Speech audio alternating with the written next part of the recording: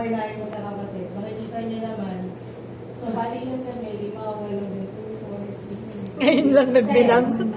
10 plus 8, 20 po pala kami magkakapatid. Bali, marami. Dahil sa mother side po, meron po kami pinakapangalan na sa Abu Dhabi po siya.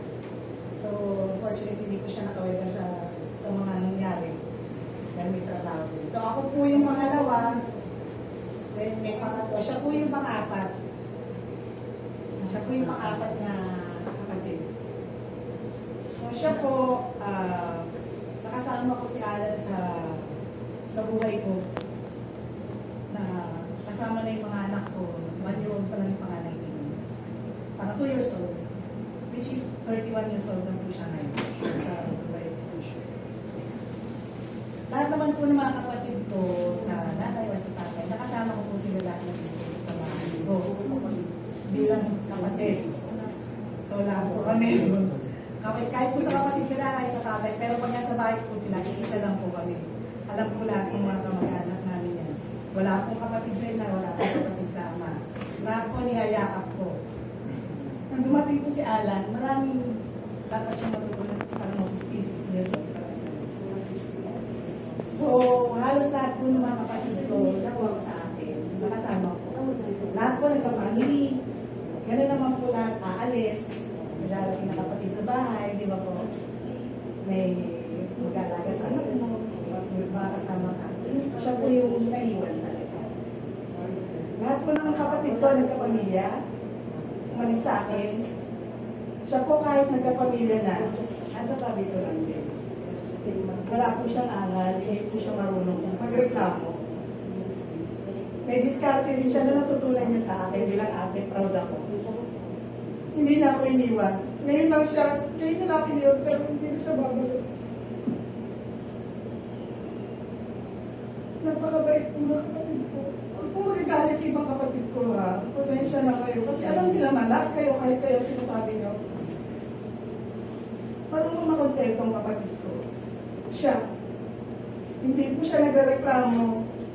Napakabait niya kahit inaaway na siya ng mas bata sa kanya. Hindi po siya sumasagot, hindi siya lumalaban. Pag hindi niya kaya, tumatakbo siya sa akin. Umiiyak talaga siya. Hindi siya lalaki na matapang na kaya ko ito iyak. Mabimbul po ito sa akin. Imayakap po ito sa akin. Lahat ng problema sinasabi niya sa akin. Mas matagal ko po siya nakasama sa lahat po ng mga kapatid ko. Totoo po yan. Napakabait po niya. Kahit po nagalit ako sa kanya, may doon ako pa yung time na yun. Ang Pasko po ng takip ng washing machine. Nabasag po. Kasi siya na po kasi may ginawa siya hindi maganda nun. So, umiyak lang siya, niyakap niya ako. After nun wala, hindi siya nagtanim ng galit sa akin. Alam naman po lahat yan ng mga kapatid natin sa kabila po. Kaya, ang sama lang po na po yung isang beses na lang ako iniwan. Tapos hindi na siya babalik. Naman po yun. Lahat naman po tayo. Naging kama po siya ng mga anak ko. Siya na halos nagpalaki ko sa bunso ko, which is 28 years old na, 27. Siya po yung sinilala halos na ama ng bunso ko. Wala pong masasabing pangit sa kanya. Hindi dahil nadyan na siya. Kaya isa sinasabi na nagagawin ka na, kaya po na yun. Hindi po. Totoo po. Napakabuti ng puso ng kapatid ko.